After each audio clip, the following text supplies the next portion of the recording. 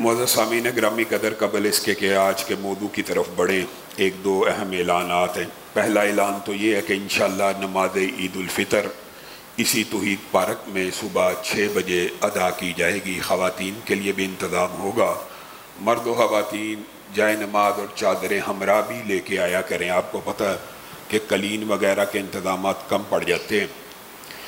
دوسری بات، صدقہ فطر کے حوالے سے بہت سے ساتھیوں نے پوچھی ہے، تو صدقہ فطر کے حوالے سے یہ بات یاد رکھیں کہ صدقہ فطر ہر مسلمان کے اوپر فرض ہے۔ اس میں عاقل اور بالغ کی شرط نہیں ہے۔ ایک دن کا بچہ بھی آپ کے گھر کے اندر موجود ہے تو اس نے بھی صدقۃ الفطر اس کا بھی آپ نے ادا کرنا ہے۔ وہ ملازمین جو آپ کے گھر کے اندر مستقل رہائش پذیر اور سکونت پذیر ہیں، ان کا صدقہ فطر بھی آپ نے ادا کرنا ہے۔ البتہ وہ اجرتی ملازم جو آپ کی فیکٹری میں کام کر کے چلے جاتے ہیں یا وہ رہائش پذیر نہیں ہیں، انہوں نے اپنا صدقۃ الفطر خود ادا کرنا ہے۔ اور بالکل اسی طرح صدقۃ الفطر تو اس کے اوپر بھی واجب ہے جس نے اکٹھا کرنا ہے۔ جس کو آپ نے دینا ہے اس نے لینا 5-10 سے ہے، لیکن اپنا اور اپنے گھر والوں کا اس نے بھی ادا کرنا ہے۔ اور تیسری بات یہ ہے کہ صدقۃ الفطر کی کلیکشن کا انتظام اس ادارے میں بھی موجود ہے آپ کے سامنے۔ صرف اگر آپ اسی رمضان کے اندر یہ جو 70 افراد کا عملہ ہے ان کی تنخواہوں کا حساب لگا لیں، پھر یہ سارے کے سارے ادارے کے معاملات ہیں، تو صدقۃ الفطر اس ادارے میں بھی آپ جمع کروا سکتے ہیں۔ معزز سامعین گرامی قدر، ابھی آپ کے سامنے قرآن پاک کی ایک آیت مبارکہ کو تلاوت کیا ہے کہ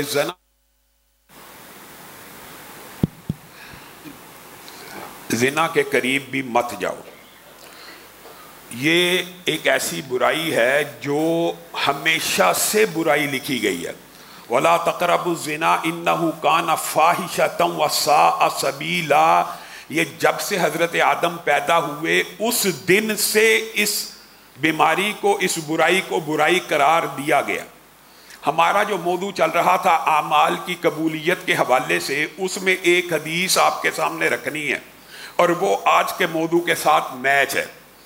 اعمال کی قبولیت کے اندر رکاوٹ ریاکاری، اعمال کی قبولیت کے اندر رکاوٹ حرام کی کمائی، اور اعمال کی قبولیت میں ایک رکاوٹ حضرت ثوبان کی حدیث ہے کہ اعمال تو لکھے جائیں گے، اور حضرت ثوبان کہتے ہیں رسول اللہ صلی اللہ علیہ وسلم نے فرمایا میں تمہیں امت کے ان اشخاص کی خبر نہ دوں جو کل قیامت کے دن آئیں گے تہامہ پہاڑ جتنی نیکیاں لے کے، تہامہ پہاڑ جتنی نیکیوں کے رجسٹر اور نیکیوں کے ساتھ آئیں گے، اور ان نیکیوں کا کل وزن کیا جائے گا تو ایک تنکے کے برابر بھی نہیں نکلے گا، ایک تنکے کے برابر بھی۔ نیکیاں ہوں گی، لکھی گئی ہیں، لیکن ان کا وزن ایک تنکے کے برابر بھی نہیں ہوگا۔ اے اللہ کے رسول ہمیں ان کی نشانیاں تو بتا دیجئے۔ حضرت ثوبان نے رسول اللہ صلی اللہ علیہ وسلم سے پوچھا تو رسول اللہ صلی اللہ علیہ وسلم نے کہا ہاں تمہارے جیسے ہی ہوں گے، مسلمان ہوں گے، تمہارے ساتھ قیام اللیل بھی کریں گے، مراد یہ دن کا روزہ بھی رکھیں گے، عبادات بھی کریں گے، ان کی ایک ہی نشانی ہوگی۔ اور یہ میں نے اور آپ نے اپنے ضمیروں سے پوچھنا ہے، اپنے ضمیروں کو آج ٹٹولنا ہے۔ رمضان آیا ہے، اس گناہ کو چھوڑ کر، اس گناہ سے توبہ کر کے رمضان کے بعد کی زندگی گزارنی ہے۔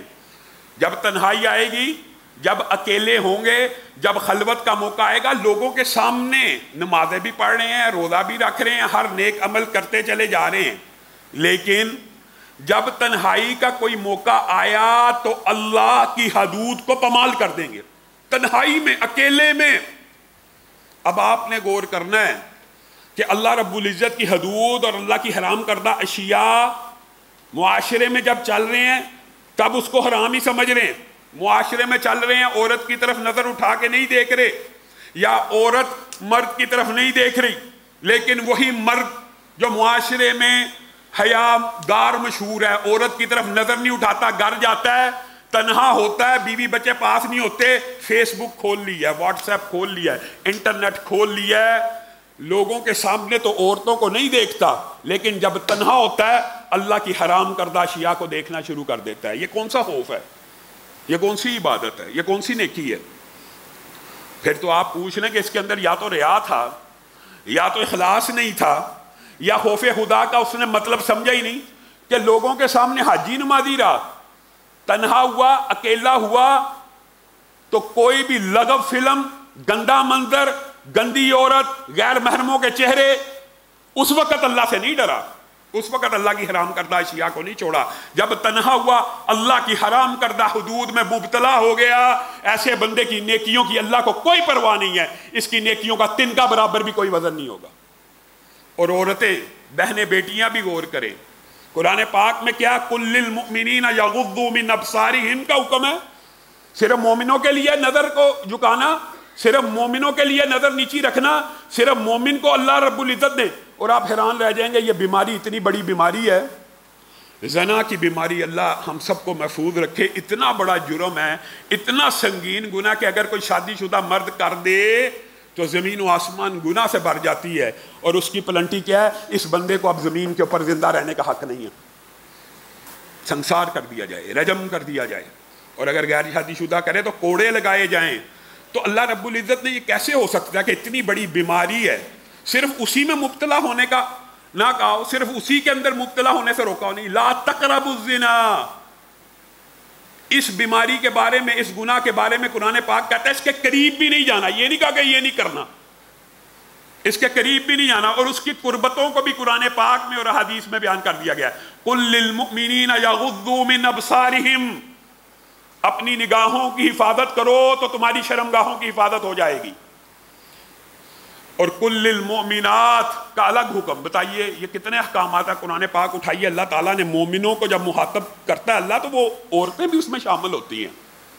لیکن یہاں پہ اللہ رب العزت نے عورتوں کے لیے الگ آیت کو نازل فرمایا. قل للمؤمنات یغضضن من ابصارہن.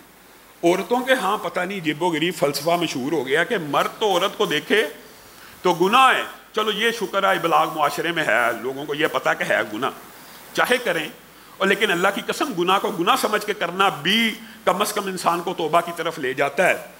لیکن ہماری عورتیں اس گناہ میں ایسی مبتلا ہیں، وہ اس کو گناہ ہی نہیں سمجھتی. مرد کو دیکھنا گناہ ہی نہیں ہے ان کے نزدیک.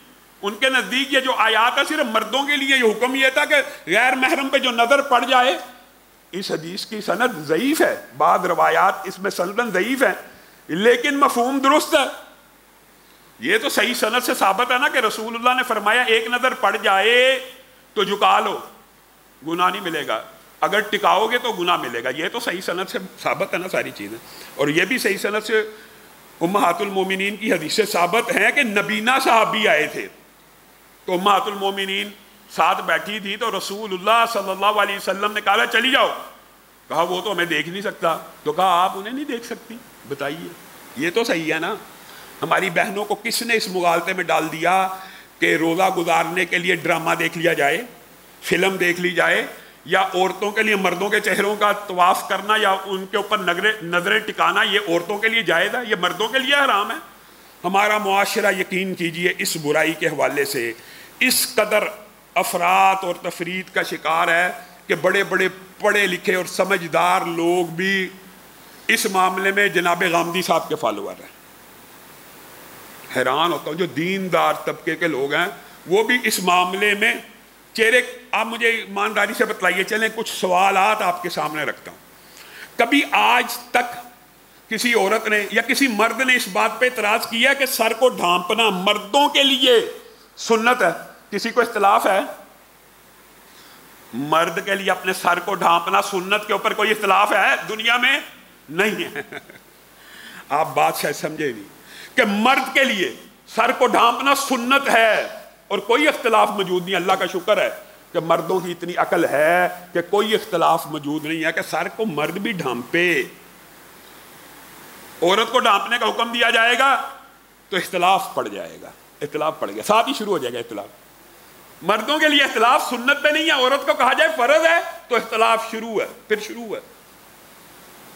چہرے کا پردہ ہی نہیں ہے، چہرے کا پردہ ہی نہیں ہے. اللہ کے بندو چہرے کے جو پردے کے دلائل ہیں، چونکہ موضوع آیا تو یہ بات تو ہر ضمنی طور پہ آ گئی ہے، تو یہ بات بھی دو دلائل سے سمجھ لیجیے. رسول اللہ صلی اللہ علیہ وسلم نے اپنے صحابہ کو حکم دیا جب تم کسی سے نکاح کرنے لگو تو اس کو دیکھ لیا کرو. وہ جو دیکھنے کا حکم ہے وہ عورت کو براہنہ دیکھنے کا حکم ہے کہ عورت کا چہرہ دیکھنے کا حکم ہے؟ چہرہ دیکھنے کا حکم ہے. تو پردہ تھا تو دیکھنے کا اجازت ملی ہے. اگر چہرے کا پردہ ہی نہیں ہے اگر گاندھی صاحب کا فلسفہ مان لیا جائے چہرے کا پردہ ہی نہیں، رسول اللہ صحابہ کو کیا چیز دیکھنے کی اجازت دے رہے ہیں کہ دیکھ لیا کرو، اور لفظ بھی پتہ کیا ہے، اگر آپ دیگر حدیث کو ساتھ ملائیں نا، بعض کی آنکھیں اور بعض کا حسن ایسا ایسا ہوتا ہے، وہ سارا متعلق کس کے ہے؟ چہرے کے متعلق۔ تو چہرہ دیکھنے کی اجازت اگر پہلے سے تھی تو اجازت دی کیوں ہے؟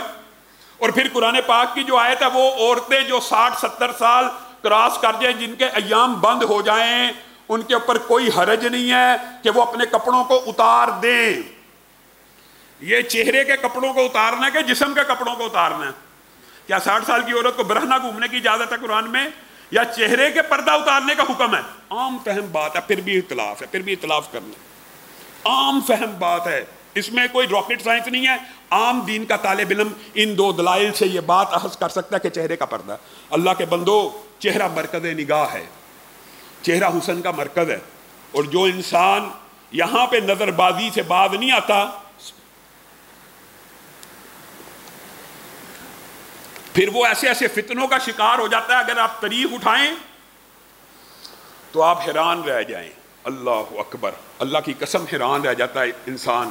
اِذِ انبعث أَشْقَاهَا، قوم سمود کے بارے میں جو قرآن پاک میں آیتیں وَدَمْدَمَ، اور کتنی آیتیں اللہ رب العزت نے نازل کی ہیں، وہ بدبخت جس کو اللہ بدبخت کہہ رہا ہے کہ قوم سمود کا سب سے بڑا بدبخت تھا، اس کے اندر عیب کیا تھا پتہ ہے؟ بد نظری کا عیب تھا۔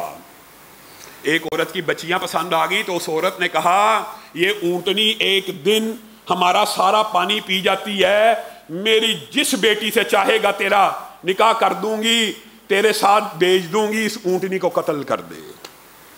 نظر بازی کے فتنے نے اس قوم کے سب سے ظالم شخص کو اس بات کے اوپر اکسایا کہ اس نے اونٹنی کی کونچیں کاٹ دی، اور اللہ کا عذاب آ گیا۔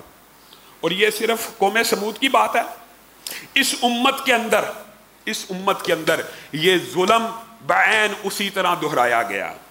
اور رسول اللہ صلی اللہ علیہ وسلم نے کہا تھا میری امت کا بدترین اور بدبخت ترین شخص وہ ہوگا جو سیدنا علی کو شہید کرے گا۔ حضرت عمر کو شہید کرنے والے رسول اللہ کی امت میں سے نہیں تھے، حضرت عثمان کے بارے میں ملتا خارجی تھے۔ یہ امت محمدیہ کا بدترین شخص ہوگا ابن ملجم۔ پتہ کس وجہ سے قتل کیا؟ کس وجہ قتل کیا؟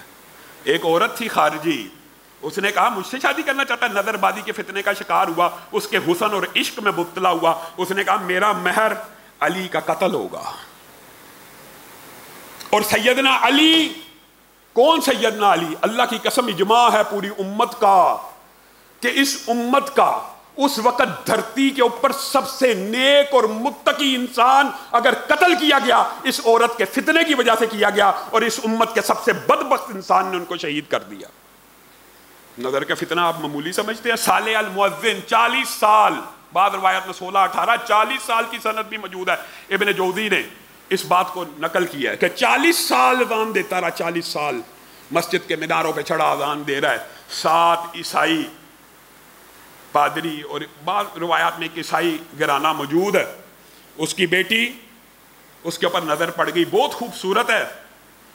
چاہیے کیا تھا؟ جو رسول اللہ کا حکم ہے بیٹے اور بیٹیوں کے لیے اپنی نظر کی حفاظت کرو، آنکھ کی حفاظت کرو، آنکھ کی حفاظت کرو۔ آنکھ حیا کا پہلا دروازہ ہے، جب یہاں سے حیا رخصت ہوتی ہے تو دل سے رخصت ہوتی ہے، اور حیا اور ایمان آپس میں ایسے لازم و ملزوم ہیں۔ رسول اللہ صلی اللہ علیہ وسلم نے فرمایا جس کا مفہوم یہ حیا چلی جائے تو ایمان بھی چلا جاتا ہے، اور ایمان چلا جائے تو حیا بھی چلی جاتی ہے۔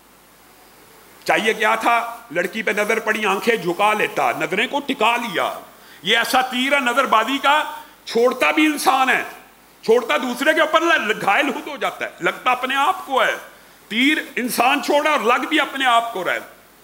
دل میں مرض پیدا ہوا، اترا، دروازہ کھٹکایا، میں تجھ سے یہ کام کرنے کا ارادہ۔ 40 سال کا مؤذن، اذان دینے والا، تکبیر اولیٰ کا۔ اس نے کہا ایسے نہیں ہو سکتا، تو مسلمان ہے، میں عیسائی ہوں، دین کو چھوڑے گا تو جو تو کہے گا میں تجھے عطا کر دوں گی۔ دین کو چھوڑ دیا، کہا ابھی میں عیسائی ہونے کا اعلان کرتا ہوں، جلدی کر۔ کہا شراب پی، خنزیر کھا، شراب پی، خنزیر کھایا۔ کہا اوپر آ، سیڑھی پہ چڑھا، سیڑھی سے قدم پھسلا، وہیں پہ مر گیا۔ اس عورت نے پورا قصہ معاشرے میں مشہور کر دیا کہ یہ تمہارا صالح المؤذن تھا۔ نظر بازی کا فتنہ، صرف نظر بازی کا فتنہ انسان کو کئی دفعہ ایمان سے خارج کر دیتا ہے، بے ایمان بنا دیتا ہے۔ سیدنا علی کی شہادت کے اوپر نتیجہ منتج ہو جاتا ہے، اس اونٹنی کے قتل کے اوپر نتیجہ منتج ہو جاتا ہے۔ اور میں آپ سمجھتے ہیں کوئی نہیں، عورتوں کے لیے اتنے سخت احکامات نہیں ہیں کہ وہ مردوں کو دیکھتی پھریں، یا مردوں کے لیے اتنے سخت احکامات نہیں ہیں۔ جو حدیث ضعیف ہے لیکن مفہوماً درست ہے۔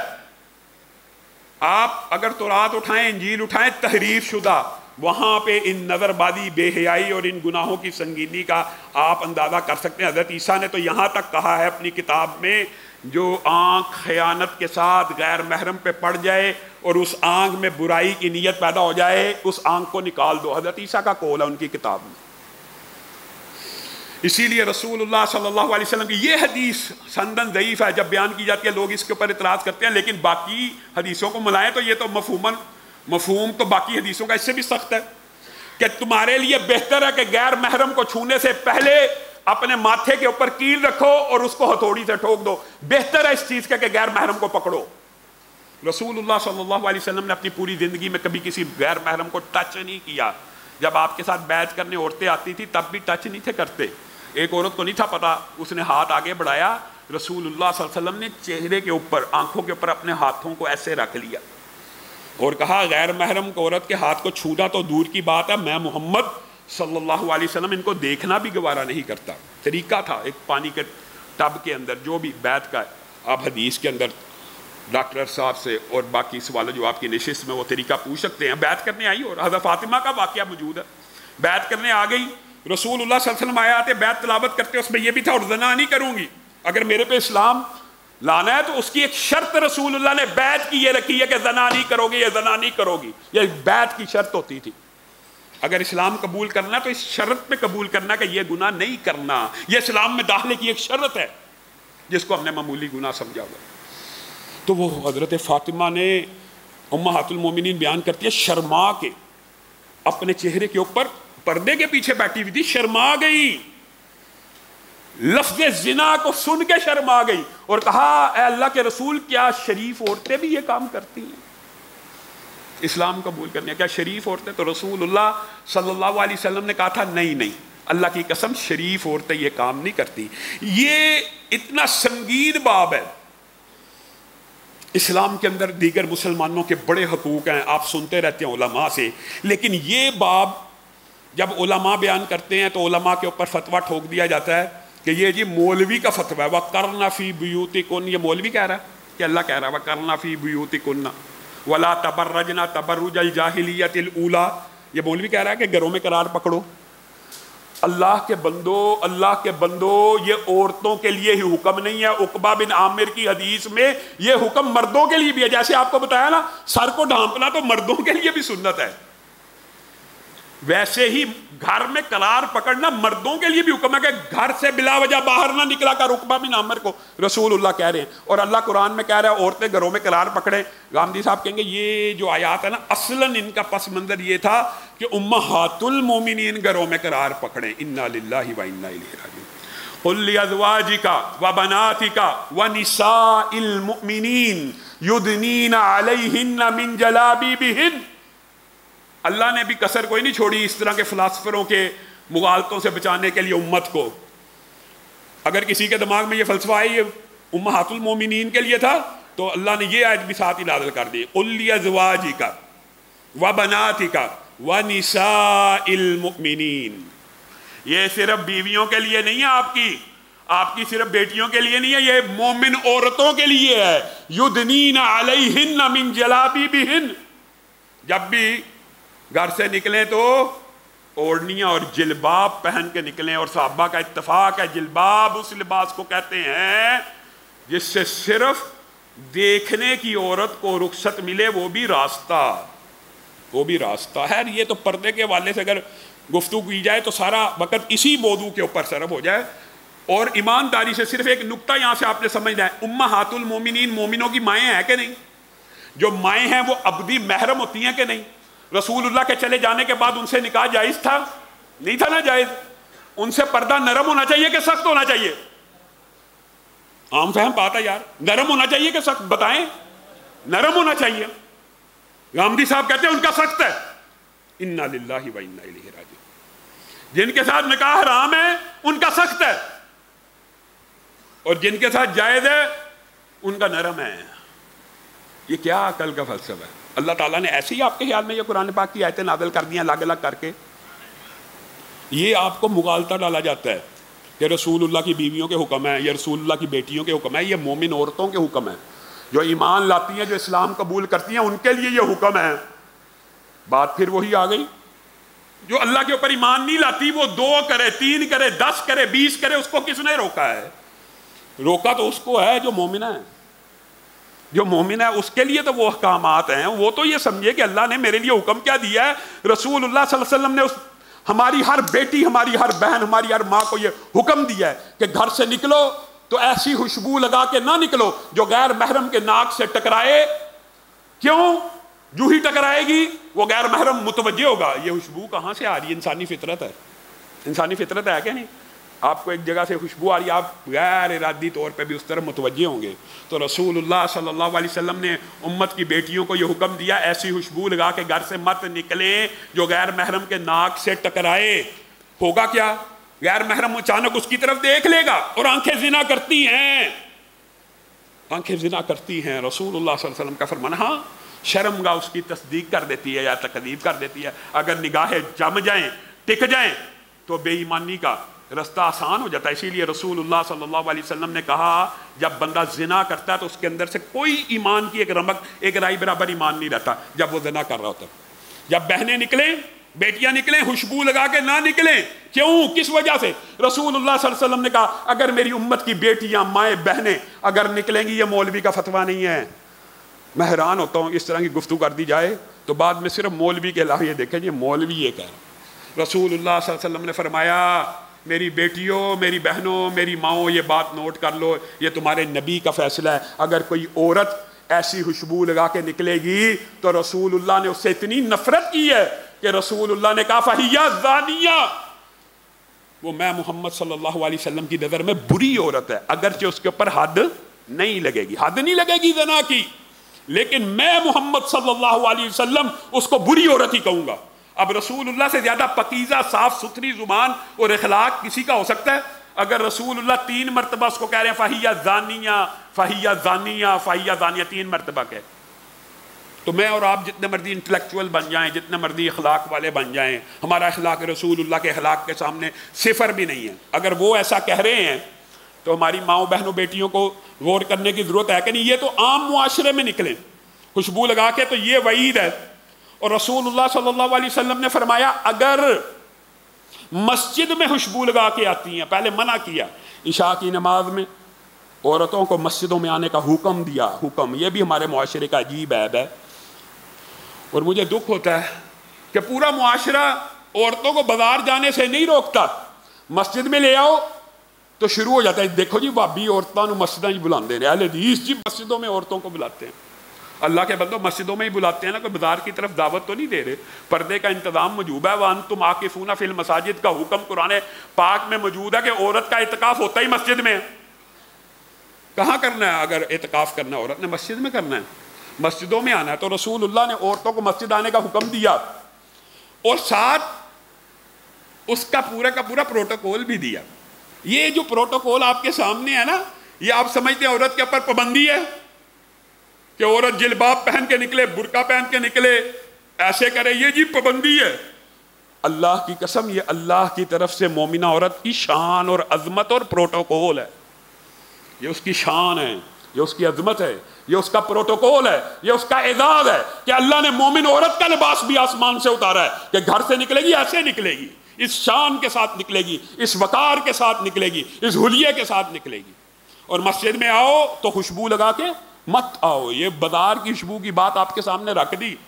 مسجد میں آئے تو خوشبو لگا کے نہ آئے، اور اگر کوئی آ گئی، اللہ اکبر، ایک حدیث اگر انسان کے ذہن میں رہ جائے تو ہماری بہنیں بیٹیاں اس کے اوپر غور کریں۔ اگر کوئی آ جائے خوشبو لگا کے تو وہ اس خوشبو کے اثرات کو زائل کرنے کے لیے، اثرات میں گناہ بھی ہیں، اثرات میں وہ متوجہ ہونا غیر محرموں کا اس خوشبو کی طرف، جو بھی آپ گن سکتے ہیں گنتے چلے جائیں، اگر وہ خوشبو کے اثرات کو زائل کرنا چاہتی ہے تو گھر جا کے غسل جنابت کرے. عورت خوشبو لگا کے مسجد میں آئے تو جا کے غسل جنابت کرے اس خوشبو کے اثرات کو زائل کرنے کے لیے. اور جو بے حیا بے پرد خوشبو لگا کے پھرتی رہے اس کے لیے حکم کیا ہوگا؟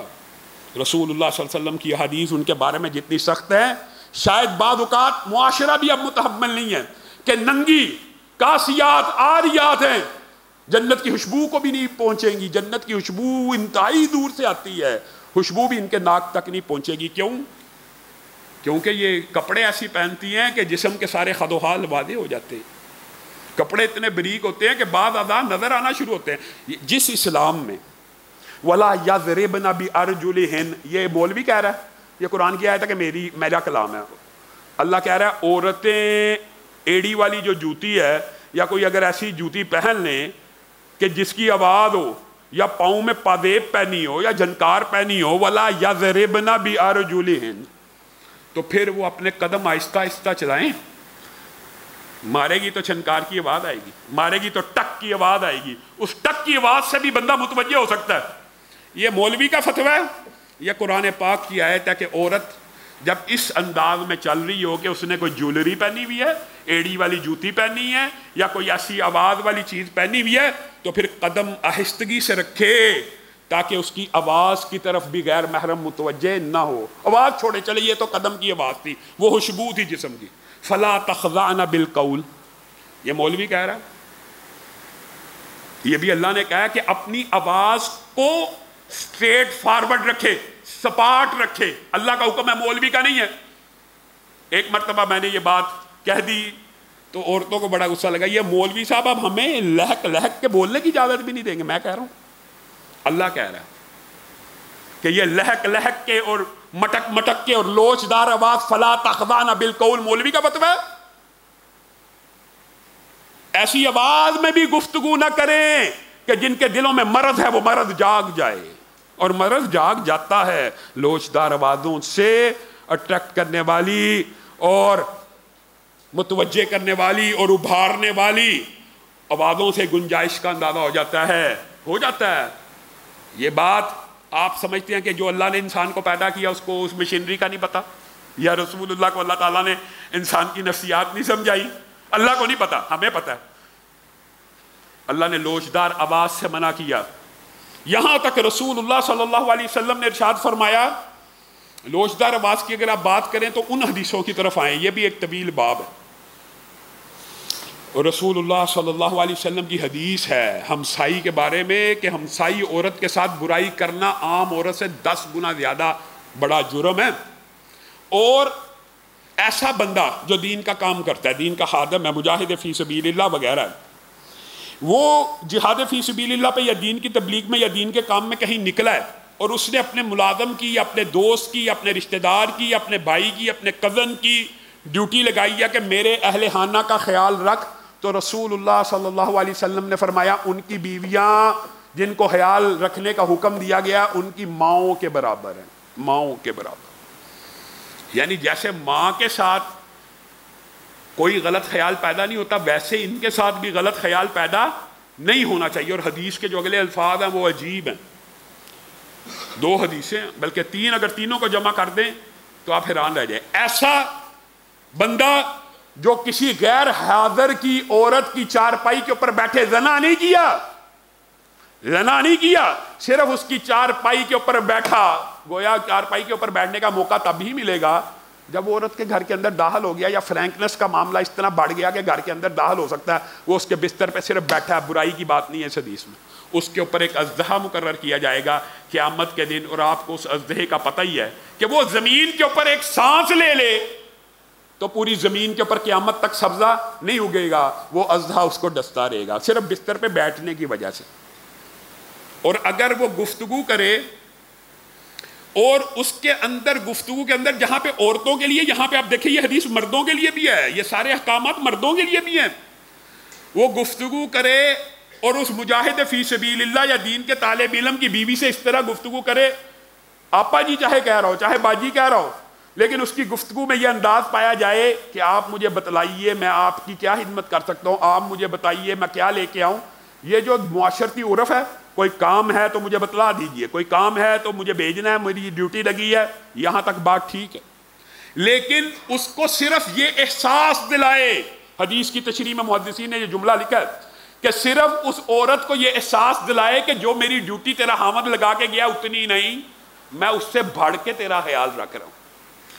صرف اتنا مرض عورت کے دل میں پیدا کرے، برائی نہ کرے، صرف اتنا مرض پیدا کرے کہ میں اوور تیرا خیال رکھ رہا ہوں، تیری خامد نے جو میری ڈیوٹی لگائی تھی میں اس سے اوور تیرا کر رہا ہوں، میں تیرے ساتھ زیادہ سنسیئر ہوں۔ تو رسول اللہ صلی اللہ علیہ وسلم نے کہا اس مرد کو قیامت کے دن اللہ رب العزت اس مجاہد فی سبیل اللہ کے سامنے کھڑا کر دے گا اور کہے گا یہ ہے جس نے تیری بیوی کے دل میں مرض پیدا کرنے کی کوشش کی، جا یہ اس کی نیکیوں کا رجسٹر ہے، پیدا ہونے سے لے کے وفات تک جون سی نیکی جتنی چاہتا اٹھا لے۔ تو رسول اللہ صلی اللہ علیہ وسلم نے صحابہ کو مخاطب ہو کے پوچھا تھا کہ اس دن جس دن ہر بندہ ایک ایک نیکی کے پیچھے بھاگ رہا ہوگا، وہ مجاہد فی سبیل اللہ اس کی کوئی نیکی چھوڑے گا؟ ایک بھی نیکی نہیں چھوڑے گا۔ یہ کس بندے کے لیے عذاب ہے جس نے صرف کسی عورت کے دل میں مرض پیدا کرنے کے لیے ایسی گفتگو کی کہ عورت کے دل میں یہ خیال آیا میرے خامند نے تو اس کی اتنی ڈیوٹی نہیں تھی لگائی، یہ میرا زیادہ کیئر کر رہا ہے، یہ میرا زیادہ کام کر رہا ہے، صرف یہ مرض۔ برائی کی بات کہاں پہ ہے یہاں پہ؟ برائی نہیں ہے۔ اور اگر یہ ایسا جرم ہے، مومنوں کے ایک دوسرے کے حقوق ہیں، لیکن یہ اتنا سنگین نوعیت کا جرم ہے کہ رسول اللہ صلی اللہ علیہ وسلم نے فرمایا جو بندہ تیرے گھر میں تیری مرضی اور اجازت کے بغیر جھانکے تاکہ تیرے گھر کی عزت کو، پردے کو، عصمت کو تارتا صرف جھانکنے کی، اس کی آنکھ پھوڑ دینے کی اجازت اسلام میں واحد جرم ہے۔ یہاں پہ قانون ہاتھ میں لینے کی اجازت ہے، وہ یہی ہے اگر تیرے گھر کی عصمت دری کر رہا ہے، تیرے گھر میں تاک جھانک کر رہا ہے، دروازہ کھول کے کھڑا تو اس کی آنکھ پھوڑ دے تو کوئی دیت نہیں ہے۔ اور حضرت عمر نے اس کا عملی مظاہرہ بھی کیا۔ حذیل قبیلے کا مشہور واقعہ، وہ بندہ ایک لونڈی باندی کے پیچھے پڑ گیا خبیث، تو باندی نے اپنی عزت کا دفاع کرتے ہوئے اس کو دھکا دیا، وہ قتل ہو گیا، مر گیا۔ حضرت عمر کی بارگاہ میں یہ مقدمہ لے آیا گیا کہ یہ کیا عزت کے اوپر اگر یہ کہتی ہے اٹیک ہی کیا ہے تو اس نے اس کو قتل کر دیا، یہ تو اس جرم کی سزا ہی نہیں۔ آج کل کے بھی لبرل مافیا آپ دیکھ لیں، محبتی مافیا سارے کا سارا قانون ہاتھ میں لے لیا۔ حضرت عمر نے تفتیش کرنے کے لیے اہلکاروں کو بھیجا۔ حضرت عمر نے کہا جاؤ تفتیش کر کے آؤ۔ جو عورت نے واقعہ بیان کیا، بسم اللہ، واقعاتی شہادتوں سے یہ بات ثابت ہوئی، جس جگہ کا عورت نے بتایا کہ جہاں پہ اس نے میرے پہ حملہ کیا تھا، یہاں پہ میں نے اس کو دھکا دیا، وہاں سے پتھر پھسلا، وہ ساری کا سارا واقعاتی شہادت عورت کی سچی ثابت ہوگی۔ اب اس کے جو قبیلے کے، حذیل قبیلے کے تھے، انہوں نے حضرت عمر کو کہا ہمارا بندہ قتل ہو گیا، دیت ہوگا، قصاص ہوگی۔ حضرت عمر کھڑے ہوئے خطبہ دیا اور کہا قتیل اللہ، اللہ کی طرف سے قتل کیا گیا ہے، اللہ کی طرف سے قتل کیا گیا ہے، اس کی دیت کو کبھی ادا نہیں کیا جائے گا۔ حضرت عمر نے اس کی دیت بھی نہیں دی۔ من قتل دون اہلہ فہو شہید، جو اپنے گھر کی عزت کی حفاظت کرتے ہوئے لڑ پڑے، گھر پہ ڈاکو آئے اس سے دفاع کرتے ہوئے، عزت کا لٹیرا ہے اس سے دفاع کرتے ہوئے اس سے لڑ پڑے اور مر جائے، شہید ہے، شہید ہے۔ ہم نے یہ جو جرم ہے اس کو اتنا ہلکا سمجھا ہوا ہے۔ معراج کی رات میں رسول اللہ صلی اللہ علیہ وسلم گئے، آپ اس کے صرف تہمت کے بارے میں اگر ابواب پڑھیں، کتابیں لکھی ہوئی، حضرت مریم بتائیے کتنی عظیم عورت ہے، دنیا میں ان سے کوئی عظیم عورت آپ بتائیے عظیم ترین عورتوں میں شامل ہے کہ نہیں؟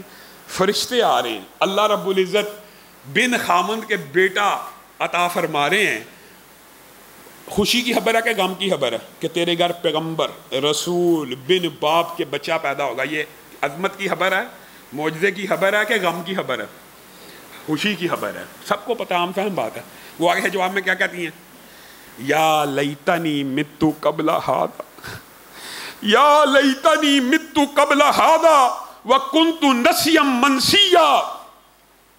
تو مجھے خوشخبری دے رہا ہے میں معاشرے میں یہ بچہ اٹھا کے لے کے جاؤں گی، یا لیتنی متو قبل ھذا وکنت نسیا منسیا، کاش اس عظیم خوشخبری سے پہلے میں مر چکی ہوتی کہ میرے پہ تہمت لگے گی مریم کے اوپر، اور اس کی قوم بھی ایسی نیک تھی ما کان ابوک امرأ سوء وما کانت امک بغیہ، یا اخت ہارون، اے ہارون کی بہن، اے ہارون کی بیٹی، تیرا تو باپ بھی برا نہیں تھا، تیرے تو خاندان میں کوئی زانی نہیں گزرا، یہ تو کیا اٹھا کے لے آئی ہے؟ جلیل القدر پیغمبر کی خوشخبری ہے اور عورت تہمت سے ڈر رہی ہے، یہ عظیم عورتوں کا کردار ہے۔ جلیل القدر پیغمبر اور رسول ہے، عورت بار بار برائی کے اوپر اکسا رہی ہے۔ قرآن پاک میں کیا کہہ رہے ہیں؟ اللہ مجھے 10 سال کا قید خانہ زیادہ عزیز ہے بجائے اس کے میں اس عورت کے فتنے میں پڑ جاؤں، اللہ اس عورت کا فتنہ میرے سے دور کر دے، اگر یہ مجھ سے دور نہ ہوا میں اس فتنے میں مبتلا ہو جاؤں گا۔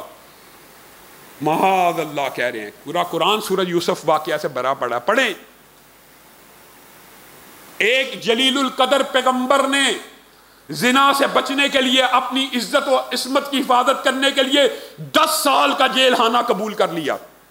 میں اور آپ 2 سیکنڈ کی نظروں کو جھکانا گوارا نہیں کرتے، وہ 10 سال جیل میں کاٹ رہے ہیں ایک عورت کے فتنے سے بچنے کے لیے۔ اسی لیے رسول اللہ صلی اللہ علیہ وسلم نے فرمایا، جو اس امت کے اندر خوشخبری ہے ان نوجوانوں کے لیے، ان مردوں کے لیے جن کو کسی عورت نے برائی کی دعوت دی اور انہوں نے کہا میں اللہ رب العزت سے ڈر کے تیرے پاس نہیں آؤں گا، اس کو کل قیامت کے دن عرش عظیم کا سایہ نصیب ہوگا۔ یہ چھوٹی نیکی نہیں ہے۔ اور ایک پیغمبر 10 سال جیل کاٹ رہا ہے زنا سے بچنے کے لیے، اور دوسرا پیغمبر نکاح کرنے کے لیے، عزت و عصمت کو بچانے کے لیے حضرت موسیٰ کو بھول گئے۔ 10 سال نوکری کر رہے، 10 سال نوکری کر رہا۔ ہم نے شادی بیاہ اور عصمت کی حفاظت اور عزت کی حفاظت کو کچھ سمجھا ہی نہیں، اور لبرل اور مافیا کے نزدیک تو یہ کوئی شے ہی کوئی نہیں۔ جناب رضا تو معاشروں میں جی چلتا ہے۔ یہ پیغمبر ہیں 2، حضرت موسیٰ نے 10 سال نوکری کی ہے اپنے نکاح کے حق مہر کے عوض، حق مہر ادا کیا۔ 10 سال کی نوکری پاکیزہ اور پاک اور طاہر اور مطہر طریقے سے عزتوں اور عصمتوں کی حفاظت کرنے کے لیے۔ میں اور آپ کیا ہیں؟ کیا اللہ نہ کرے ہم عبادات کر رہے ہیں، روزے رکھ رہے ہیں، دین کا کام کر رہے ہیں، اگر تنہائی کے اندر جا کے ہم نے بھی واٹس ایپ ہی دیکھنا ہے اور فیس بک ہی دیکھنا ہے اور یوٹیوب دیکھنا ہے اور ایک اور اپلیکیشن ہے ٹک ٹاک دیکھنا ہے، اگر ہم نے بھی یہی کام کرنے ہیں تو ہماری نیکیاں کسی کام کی نہیں ہیں۔ یہ آپ کے اور میرے لیے سبق ہے حضرت ثوبان کی حدیث کے اندر کہ جو بندہ تنہائی کے اندر اللہ کی حدوں کو پامال کرتا ہے، اس بندے کا کل قیامت کے دن کوئی نیک عمل ہوں گے، گنے ہوئے ہوں گے، عددی ہوں گے، لیکن ان کا وزن تنکے کے برابر بھی نہیں ہوگا۔ تو ارادہ کریں، آج عہد کریں کہ ہم یہ جو اتنا بڑا فتنہ رسول اللہ صلی اللہ علیہ وسلم نے ان کی جو 2 عذاب بتائے، ہمارے بڑے قریبی ساتھی آفت نواز صاحب، ان کے والد محترم کا انتقال ہو گیا، تو ابھی میں نے یہاں سے فارغ ہو کہ انشاءاللہ ان کا جنازہ پڑھانے جانا ہے، اس لیے بات کو میں مختصر کرتا ہوں۔ آج آپ کے لیے بہت بڑی خوشی کی بات ہے کہ علامہ احسان الہی ظہیر کے دست راست اور ان کے وفادار ساتھی حضرت علامہ طارق محمود یزدانی صاحب یہاں پہ انشاءاللہ 4 تراویح کے بعد درس قرآن دیں گے۔ آپ سب ساتھیوں نے ان کا لیکچر بھی سننا ہے، اور اسی طرح وہ جمعیت اہل حدیث پاکستان کے قائدین میں سے اور چیئرمین بھی ہیں اور ہمارے بہت زیادہ قریبی دوست ہیں، وفادار ساتھی ہیں، علامہ شہید کے دست راست رہے ہیں۔ اور دوسرے ہمارے بھائی سیف اللہ کیلانی صاحب کو میں نے خصوصی طور پہ آج مدعو کیا ہے۔